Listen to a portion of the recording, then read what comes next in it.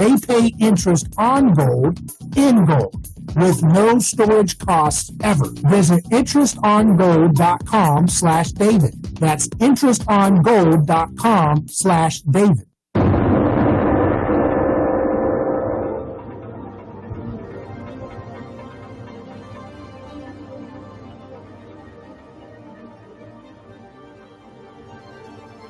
From the heart of Central Florida, you're listening to the most electrifying show in media, A Neighbor's Choice. I'm your host, your neighbor, David Gornosky. So glad to have this time with you across the Sunshine State on FM and AM. We're coming to you live. And whether you're watching on our website at neighborschoice.com or social media or our podcast, listening there, we enjoy having you. Join us and be a part of this discussion. Be a part of the new media conversation that we're building right here, right now, you and I together. And that's what we're here for. We want to have a positive media. Aren't you tired of negativity? Aren't you tired of hearing about, oh my goodness, the whole world is going to fall apart? We can't live in that framework and have a happy life. We have to be able to take care of ourselves to avoid real problems, real bad ideas, real violent ideologies, but at the same time, we have to push ourselves forward.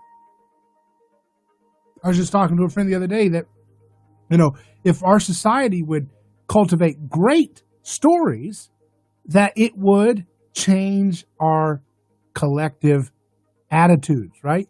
But we don't want to. We say, oh, well, only negativity sells and only negativity has clicks. And I don't agree with that. I think that if you tell a positive, fascinating story, and by positive, we just simply mean you're not obsessed with politics or tearing people apart by their gender, their race, and all these terrible things.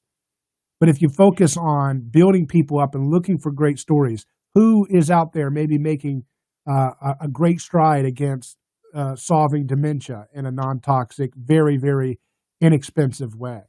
Who out there is doing something to alleviate the problem of, lack of water in Africa, or, finding opportunities and all over the globe to empower people with creativity, with a love of their neighbor?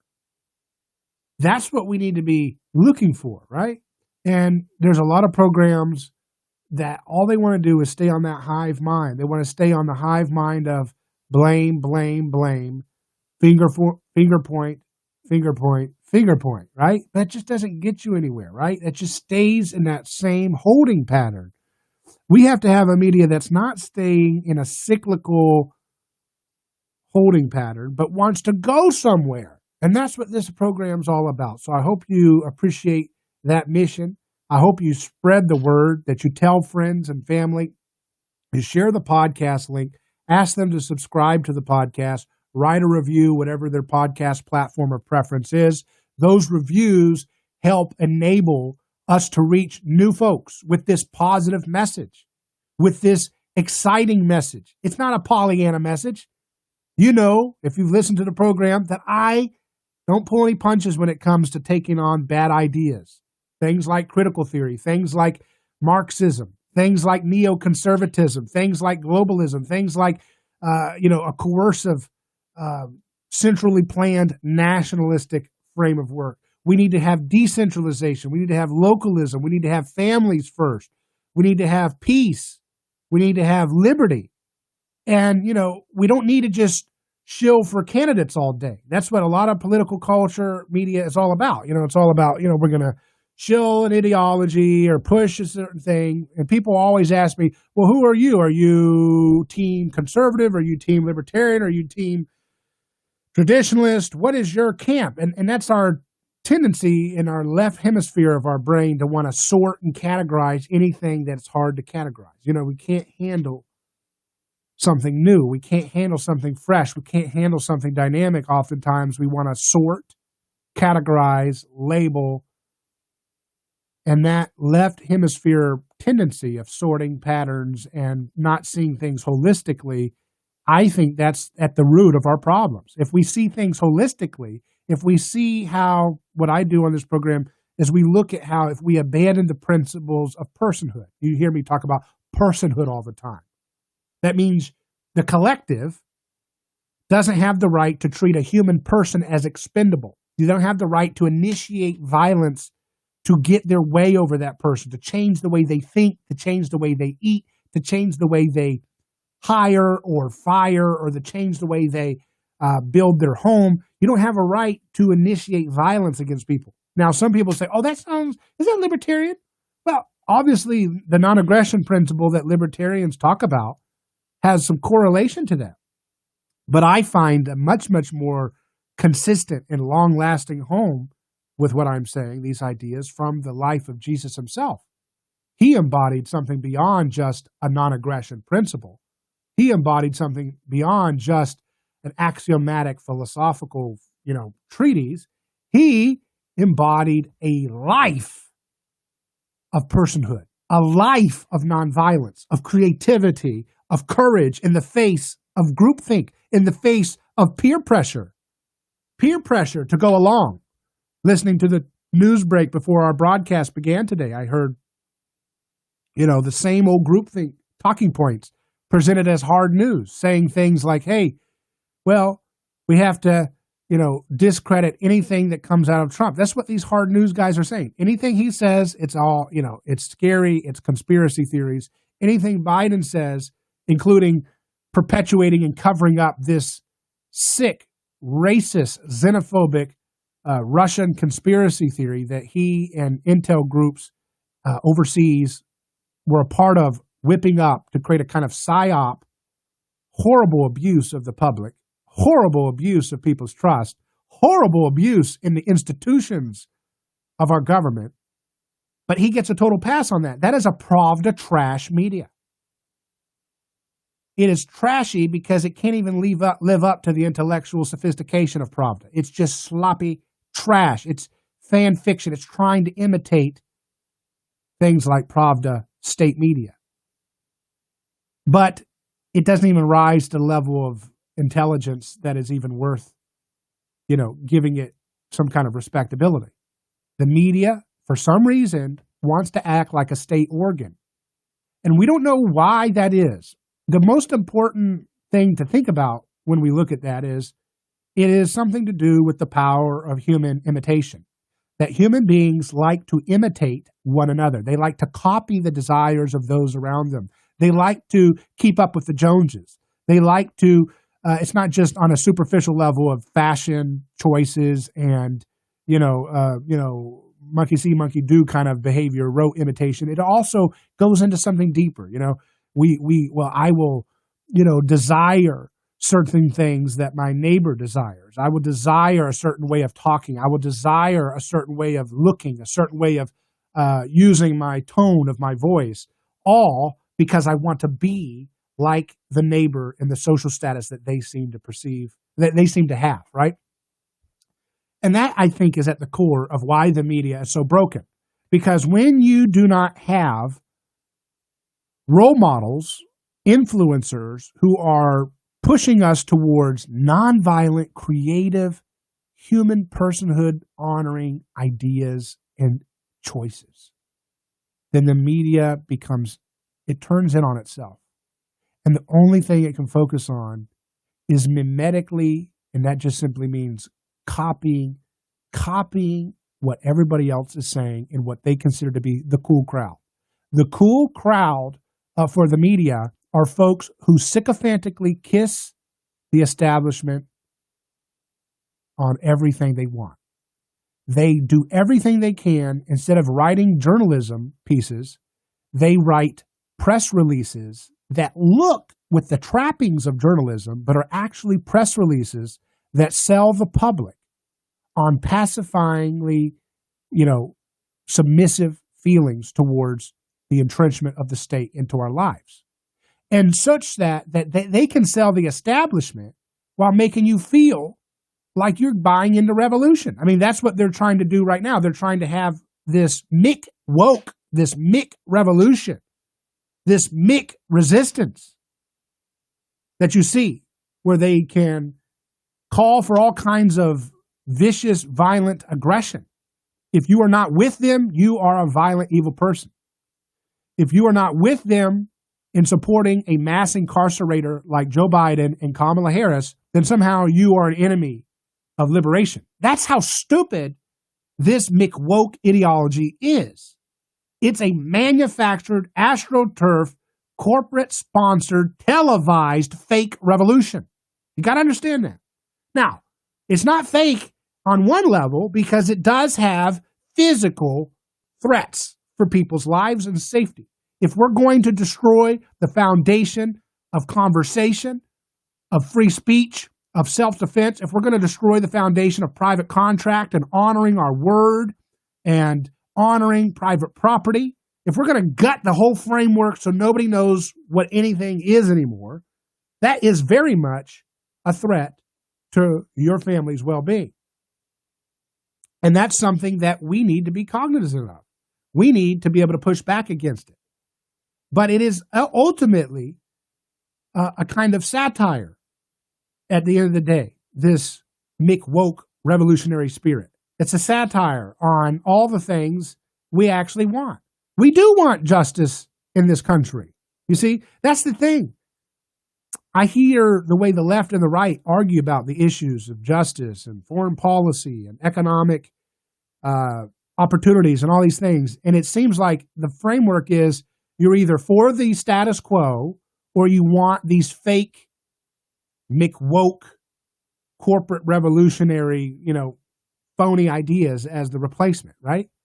And you're like, and the vast majority of us listening and being a part of this ongoing societal conversation, to the extent that we are a part of it, the vast majority of us sit there and say, wait a second, I don't like the status quo on a lot of things. And I mean status quo like not just what decided in an election, but the status quo of generations of gutting of our economic freedoms, generations of rigged globalist trade deals, generations of bad, corrupt police and justice systems. And what I mean by that is federalizing the police situation, creating an incentive to put people in prison for non-essential reasons, right?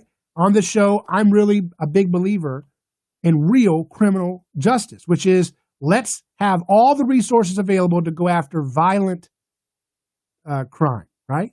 We need to get all the resources available to go after fraud, assault, violence, theft, all those different things that we don't want in our neighborhoods, in our communities. And that's what we have to promote. At the same time, we can't buy into this McWoke satire of justice, which says, no, it's more about language. It's more about adherence to a totalitarian ideology of your mind. That's more important, that your mind and your mouth submits to this ideology, this McWoke ideology that wants power over everything rather than actual results. I care more about flesh and blood human victims of unjust systems.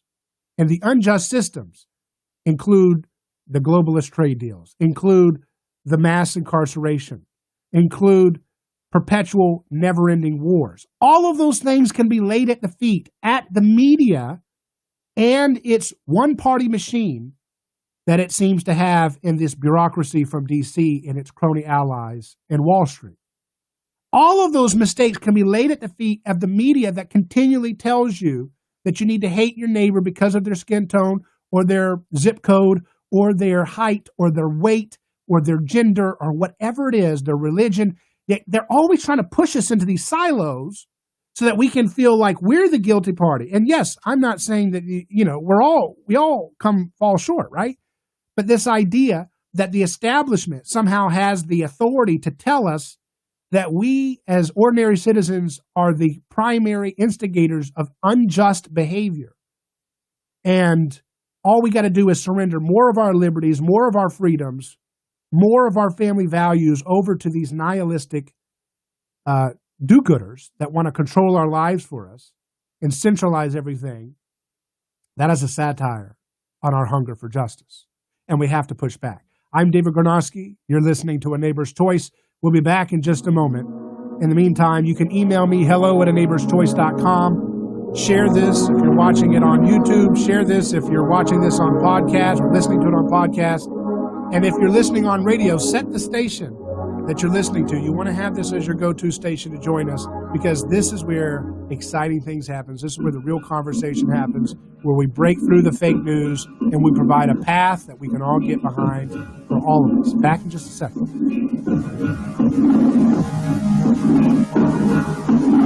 David Gronowski here. Let me tell you about a man named Gabriel. Every day, Gabriel puts on his boots and drives across America to make sure our store shelves stay stocked with the food people count on. See, Gabriel served our country overseas.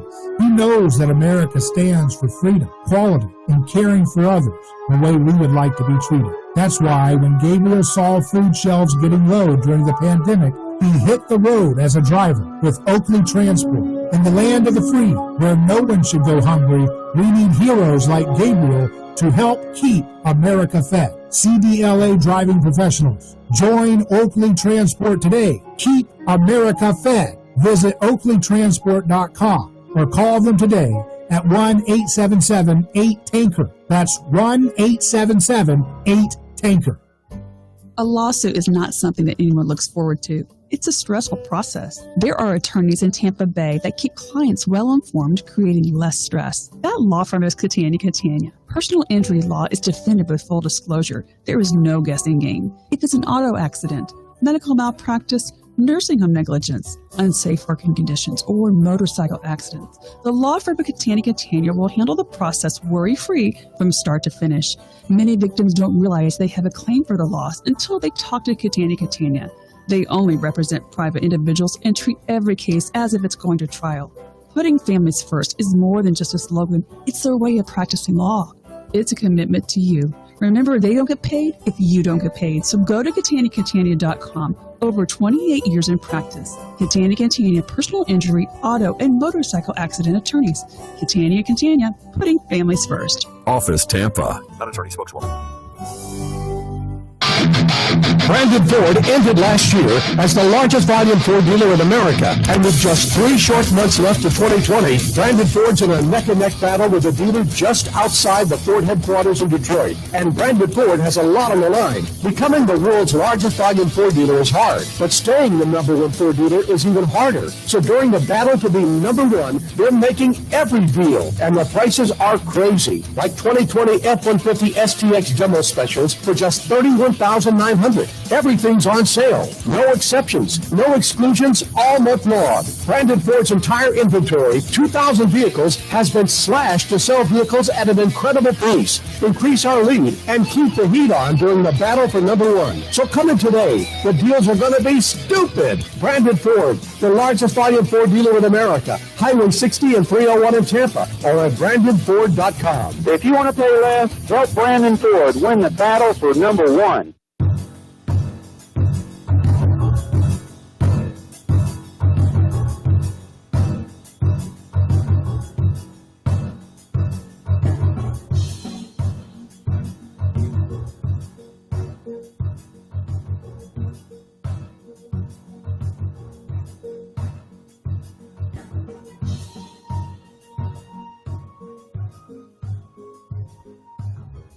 Neighbor's Choice returns. I'm David Gronowski, your host, across the Sunshine State.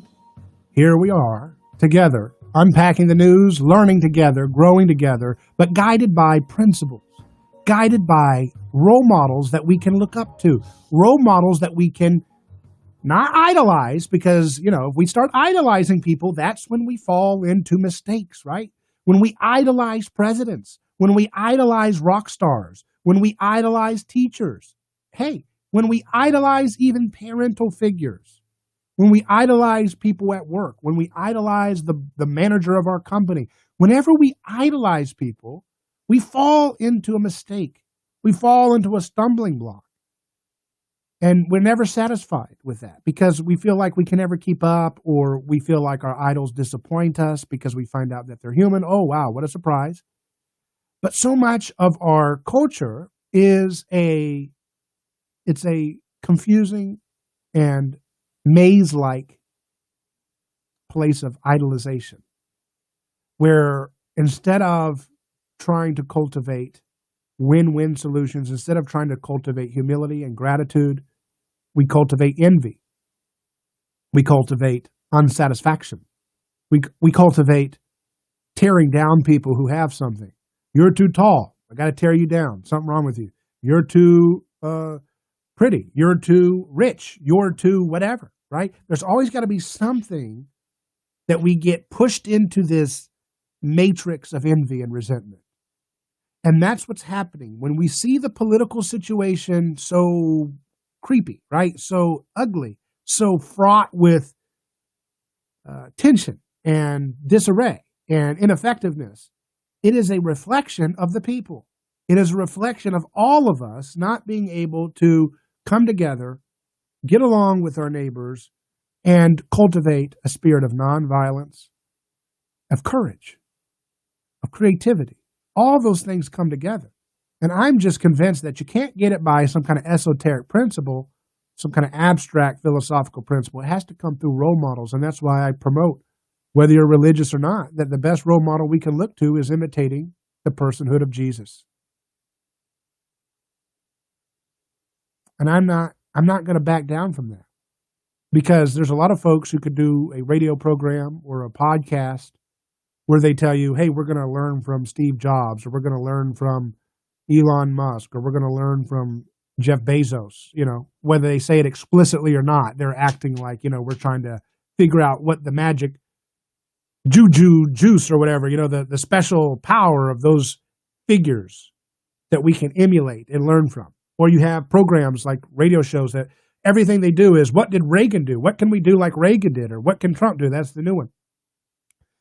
And I just think that's all kind of superfluous when you look at the record of Jesus' impact in history. Whether you don't even believe in any of the theological claims surrounding Jesus' life, just strictly from a, you know, anthropological level, from a historical level, he's the most important man that ever existed. The most impactful, most interesting, most effective in terms of making an impact in human reality and world history than anybody else. And so if we can make podcasts where we study Steve Jobs because he created the iPod and Pixar, and if we study Elon Musk and make podcasts in imitation of him because he created Tesla car company or SpaceX, how much more so would we do well to study the man who split time by his very experience, by his very presence in life, the man who inspired the greatest scientific minds of all time to create amazing scientific breakthroughs and paradigms, the man who inspired the greatest cathedrals and works of architecture, the man who inspired the creation of hospitals in which people, no matter who you are, can be treated. No questions asked. We have such an inheritance, anthropologically, culturally, socially, from Jesus, that if we don't understand his life, if we don't understand how to imitate what he was doing, then we do so at our own risk. We do so at our own danger, because we miss out on the treasure of what we have taken for granted. And we miss out on the greatest role model we could use to ground us all together, across backgrounds, across religion, even across gender and racial conflict, bind us together to a new project, a new kind of construction that can make the world a better place. Now's the time for us to find that role model and to take it seriously. Back in just a moment on A Neighbor's Choice.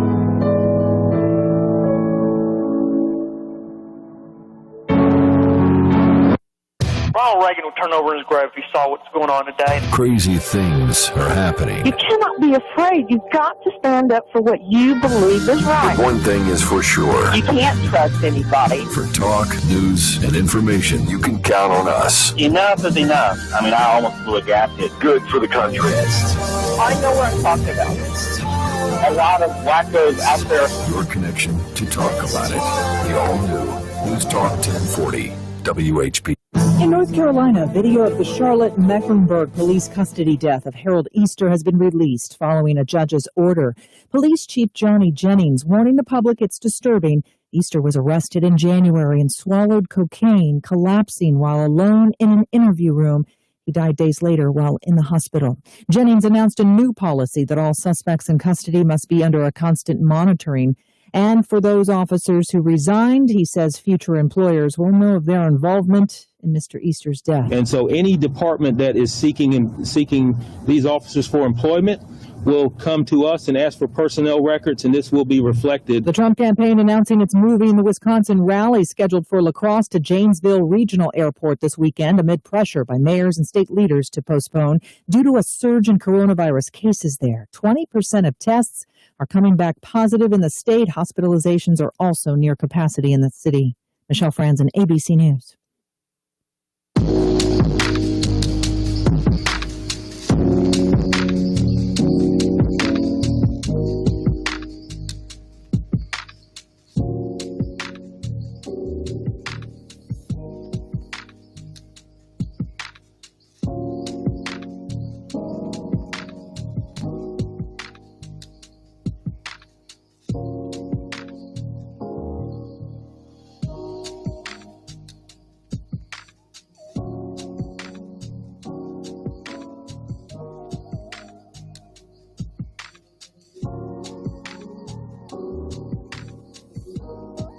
Neighbor's Choice, back, live, raring to go, ready to build the kind of media, and it's happening. And look, and I keep talking about it as we're doing it, right? Because we got to kind of explain why this show feels so different. Why are we talking about, why do we have, classical composers like Stephen Limbaugh on the program and then a cold fusion researcher? I don't like that word. We like low temperature nuclear energy, but why do we have that on the next show? And then the next show we have someone doing something fantastic in the field of cancer research, like Dr. Thomas Seyfried with the metabolic theory of cancer and therapeutic ketosis. Why do we do, is it scatterbrain? No, I don't think so. I think it's very, very consistent with the kind of fresh perspective we bring, which is, why talk about the problem all the time, right? I talk about the problem. Look, we've commented on Biden. We've commented on the mistakes that Trump's administration's done. We comment on the bad laws that we're in, right? But if we stay there, if we stay and just talking about the problem, then we have no way to move beyond the problem, right? If we decide to say, nope, I'm going to listen, I'm going to prepare, I'm going to educate myself, I'm going to embolden those around me who have talents that need to be encouraged to come out and get their talents used in the most amazing ways. If we don't build that, nobody else will, right? That's why I'm doing this show. I'm doing the kind of radio show that I wish I could listen to, the kind of program where you can learn from experts, you can learn from not just the political stuff. We have politicians on, we have folks that look at economics, we have folks that look at reimagining the possibilities with physics. It's like, a virtual classroom mixed with entertainment and fun. It's a wonderful experience. I'm creating the kind of media program that say, hey, why isn't this being done? Well, in a world where there's 100,000 negative media programs, why isn't anyone daring to be positive? In a program where there's 200,000 folks blaming other people, pointing the finger, why isn't there a program that says, hey, instead of blaming each other and scapegoating, why don't we just roll up our sleeves, get to work? So I want to find folks, and you may be one of them. So email me, hello@aneighborschoice.com. Maybe you have a talent here. Maybe you're listening in the FM and AM stations and you're driving or you're going from here and there, getting off work. Maybe you have a talent. Maybe you know someone who has a talent that you want to do something great. And it doesn't have to be like save the world. It's just, help people save money, help people, save their, the building costs for building a home, right? If you can come up with, I'm fascinated by the idea of 3D printing for homes and other types of technologies. Can we go beyond where we're at and make housing more affordable? Can we go beyond where we're at and make energy so cheap, it's not even worth really metering it, where it can be decentralized. And what does that do for our culture? You see, I don't believe, it's so easy when you get caught up in only the problem. The problem is politics. The problem is corruption, right? If you stay only in that frequency, you, whether you intend to or not, are creating a kind of mental prison for your listeners and for your audience. And I don't want to do that. Who wants to build a mental prison with folks? There's plenty of mental prisons all around. We got to liberate people. We got to set captives free, not create stronger walls that divide us.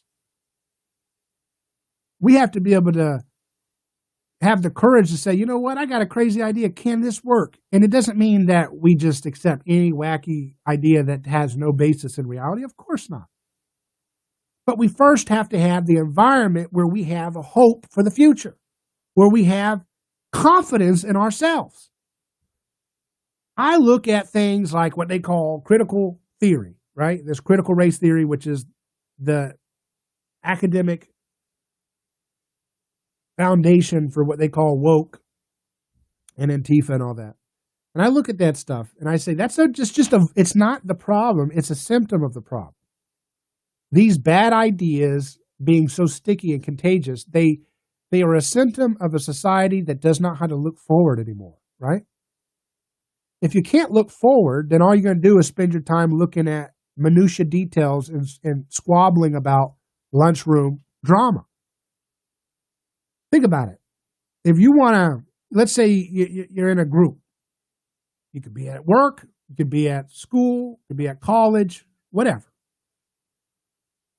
Social club, and you come together and it's time, you're meeting in this group, you're having meetings and all this, and now it's time to have a meal or something, right? So you go to your meal, and if you don't have anything to work towards, if you don't have anything to be excited about, if you don't have any mission, like, hey, let's go to Mars, that's what Elon Musk wants to do. Okay, that's a mission that binds people together. How do we do that? Hey, you're an engineer, you're a physicist, you're a technician, you're an artist, you're a visionary.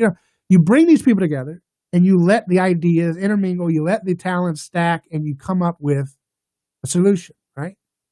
But suppose you don't have a vision. Suppose you don't want to go to Mars. Nobody wants to go to Mars. That's boring. Can't do that. You say, well, how about, can we cure cancer? No, we can't do that. All the experts are trying, and we just got to keep letting government take care of that. You say, okay, what else is bothering people? There's poverty, inequity or something. How do we make things more affordable for the poor so that everybody can have something, right? And you look at these things, you say, can we have a vision for the future? If you don't have anything that you believe in, if you don't have anything that you're confident in trying to construct together, then when it's time to break bread together, which is the foundation of culture, by the way. Culture begins with telling a story and sharing a meal. So if the only story you have to tell is we're at the end of history, everything's corrupt, everything's a conspiracy, anything that's wealth is all suspicious, we have to tear down, everybody is in a state of war over gender and race and all these things.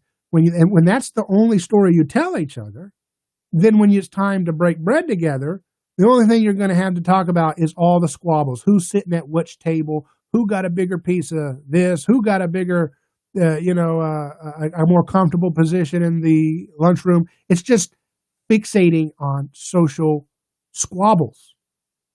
But if you're working together, and again, this could be a company, this could be a school, could be a social club, could be a family, right? But if you come together and you say, you know what, I can't wait to figure out this one problem about how to land our craft onto Mars, or how do we get this part of the issue around Alzheimer's figured out in a way that everybody can afford. If you don't have any of that going, right, and you don't allow fresh, bold, paradigm-shifting ideas to be entertained, if you don't allow, if you have that, if you have those things, if you allow for creative thinking, if you allow for people to tell stories together, like, hey, how do we solve this issue to make the 3D printing housing really so foundationally strong, so amazing, it's going to blow people's socks off when they see this come to market. If you don't have anything to get along and bind yourself together, then you're going to perish, and you're going to be obsessed with what did Joe Biden say, what did Trump say, what did Nancy Pelosi say, who got their hair cut here, who did this, what happened. It's just hell, right? It's hell on earth. But if you have a vision, right, then when it's time to break bread together, and that's the metaphor I'm using for social culture, right?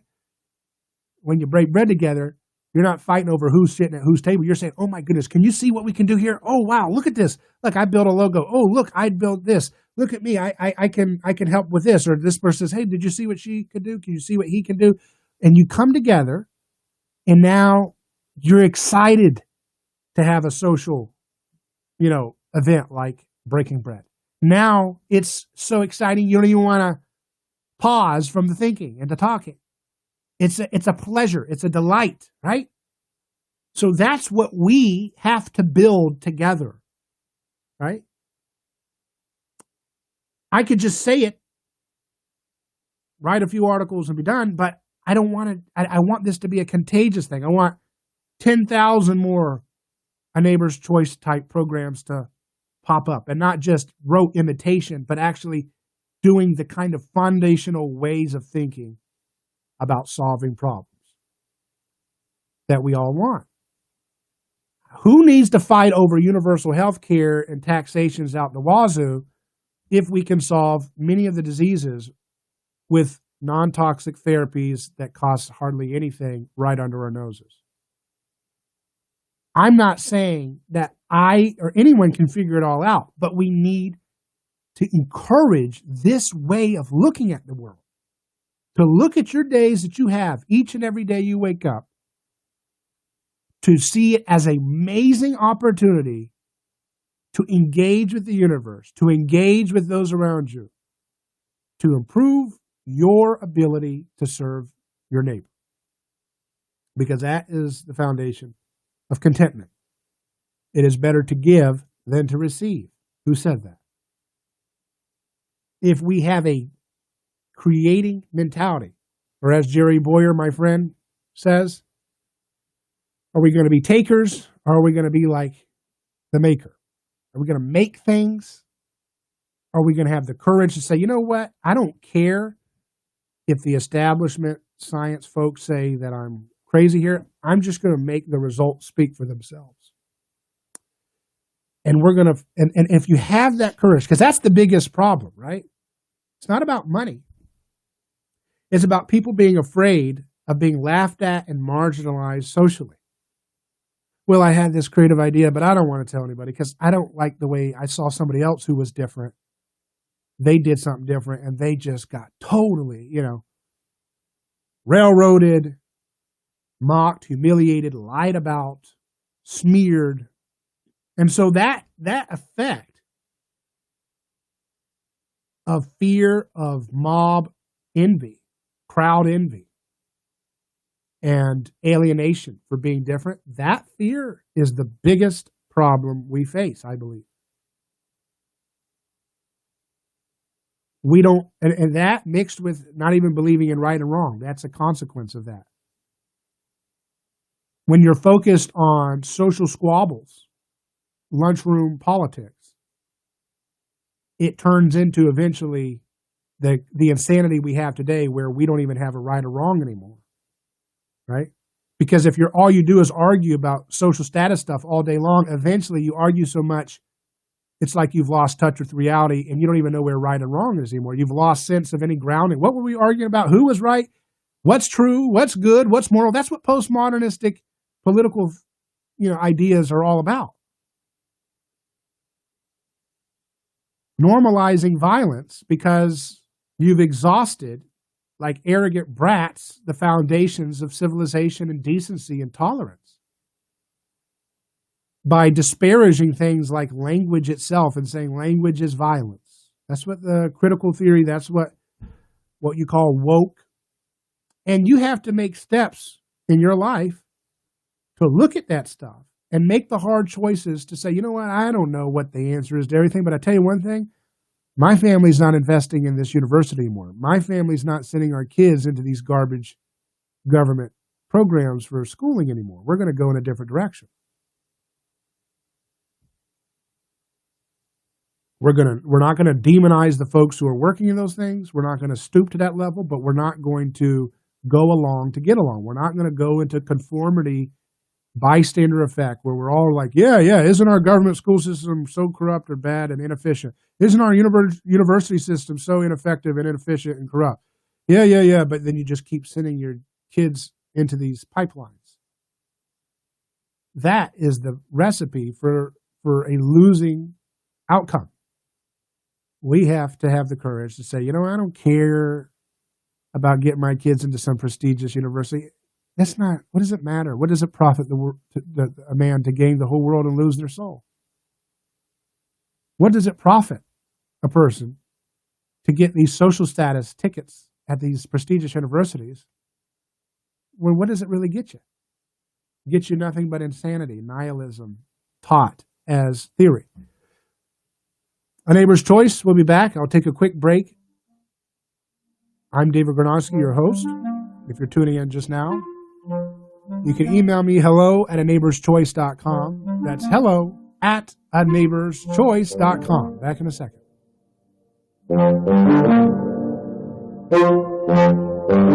David Gronowski here. Let me tell you about a man named Gabriel. Every day, Gabriel puts on his boots and drives across America to make sure our store shelves stay stocked with the food people count on. See, Gabriel served our country overseas. He knows that America stands for freedom, quality, and caring for others the way we would like to be treated. That's why when Gabriel saw food shelves getting low during the pandemic, he hit the road as a driver with Oakley Transport. In the land of the free, where no one should go hungry, we need heroes like Gabriel to help keep America fed. CDLA driving professionals. Join Oakley Transport today. Keep America fed. Visit oakleytransport.com or call them today at 1-877-8-TANKER. That's 1-877-8-TANKER. A lawsuit is not something that anyone looks forward to. It's a stressful process. There are attorneys in Tampa Bay that keep clients well informed, creating less stress. That law firm is Catania. Personal injury law is defended with full disclosure. There is no guessing game. If it's an auto accident, medical malpractice, nursing home negligence, unsafe working conditions, or motorcycle accidents, the law firm of Catania will handle the process worry-free from start to finish. Many victims don't realize they have a claim for the loss until they talk to Catania. They only represent private individuals and treat every case as if it's going to trial. Putting families first is more than just a slogan. It's their way of practicing law. It's a commitment to you. Remember, they don't get paid if you don't get paid. So go to Catania.com. Over 28 years in practice. Catania, personal injury, auto, and motorcycle accident attorneys. Catania, putting families first. Office Tampa. Not attorney spokeswoman.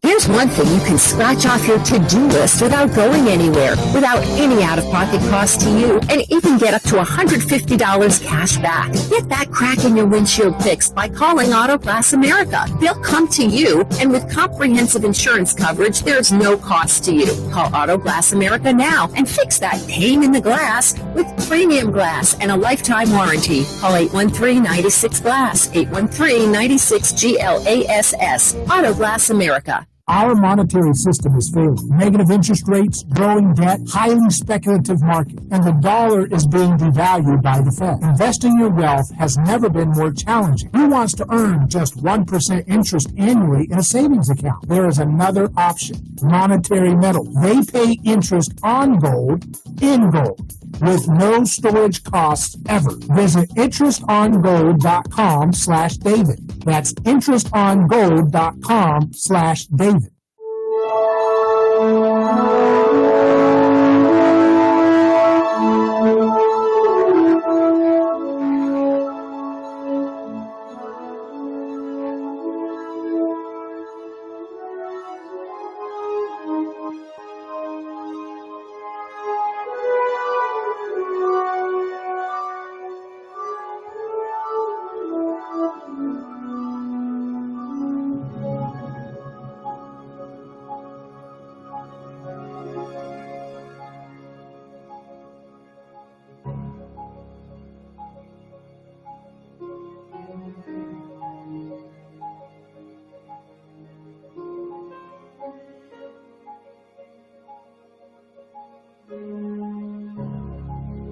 So another thing I wanted to address is that, as I've said in this program, we have to have a common vision. We have to have something that binds us together. Role models. I think Jesus is the best role model we can start with, and you can find other role models that help you along the way in different tasks that you want to do well and think, ideas and so forth. But I want to make it clear that, we have to have a common vision. We have to solve problems. But at the same time, I'm not saying that technology will save us, right? Because that's a whole nother mistake.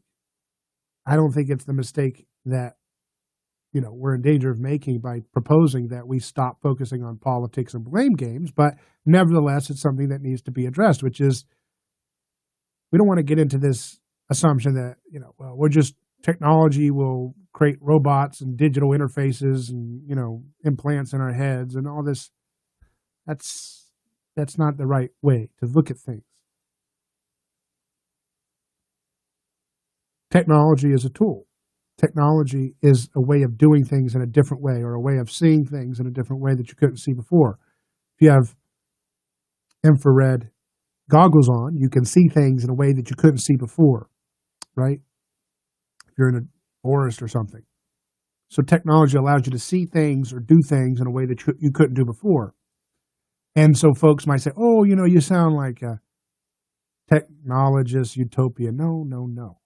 Sounds like a Christian is what it sounds like, okay? And I mean that in the literal sense of the word. If you look at the beginning of the book Genesis, right? It talks about going out and having what we call a dominion mandate, to go out and make the world, to cultivate the world, to add value to the world that you've been given as creatures, created in the image of God, of a totally free agent. And so it's not a technologist or a utopian idea. It's a very ancient and wise, traditional idea, something that we need to remember, which is, it's not that technology saves us, but that we start in a garden in Genesis, and then we look at Revelation, and it ends in a city. So there's a direction of building something, of adding value with your time on this earth. And that could be making the finest sculptures. It could be making the best tasting bread, or, whatever it is, but finding a way to add value to your world around you and collectively to the world around us all. That's the way we have to have our mindset. I know it sounds quaint, right? Because you're like, that's too pie in the sky. No. What's pie in the sky is the idea that we can continue on the path that we're on, where all we do is fixate on which politician said what and who's going to have ultimate power this time, and not experience bankruptcy, moral bankruptcy, nihilism, and chaos.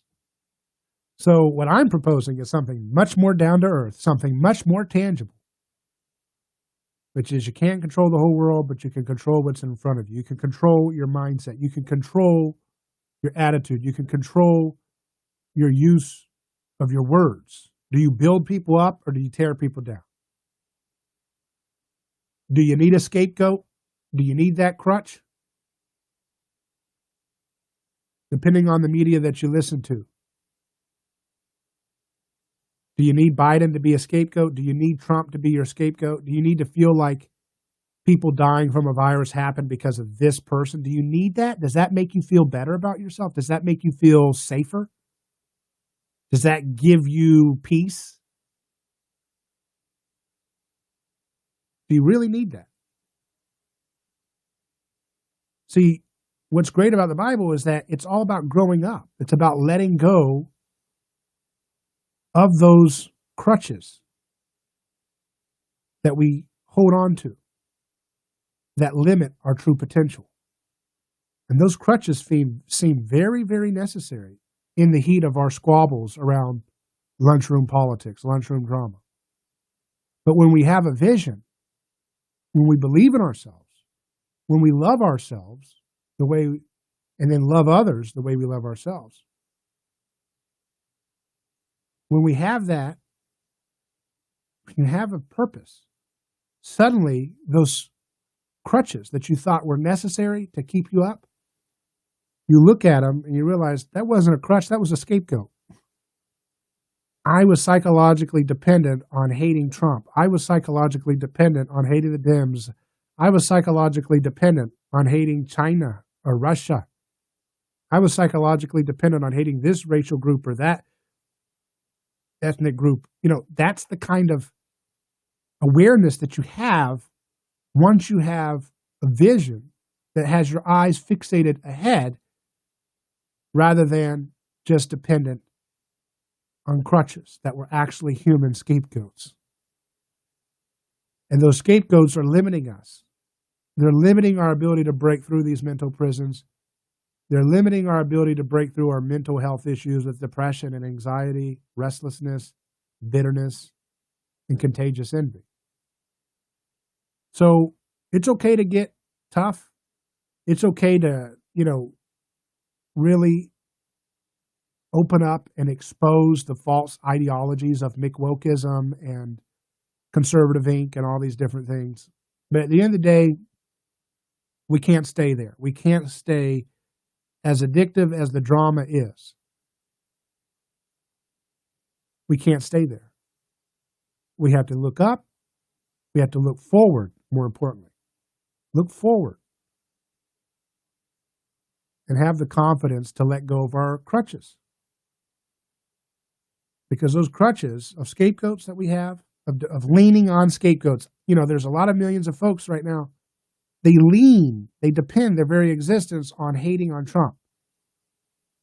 And the vice versa, it happens on the other side too. But you can see because of our institutional media is dominated by one particular ideology that's reflected by Bush, Romney, Clinton, Biden, etc., that more folks who are dependent on that kind of programming have been swept up by the contagion of needing to hate Trump to exist. They need to hate Trump because they feel like they themselves are racially prejudiced. They need to hate Trump because they themselves have issues showing respect to others and dignity to others. They hate Trump because they themselves are scared of the virus and they feel like, they haven't done enough. And so therefore they have to hate him. He killed those people. No, he didn't.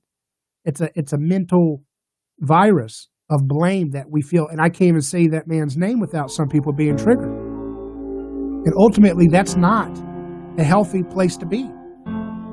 It's not a healthy place to be for anybody caught in this endless cycle of obsession with power that politics is. So yeah, technology can't be our salvation. But if you're not working together to build a better future, if you're not working together to write that poem or to write that book or to write that new song, if you're not working together to make your garden more beautiful with your neighbors, then we'll continue to have the chaos that you and I don't like. So it's very simple. It's very down to earth. Very down to earth. Imitate Jesus. Be the role model you want to be. I'm David Granosky. We'll be back in just a moment with our Science and You segment. Email me hello@aneighborschoice.com. Godspeed.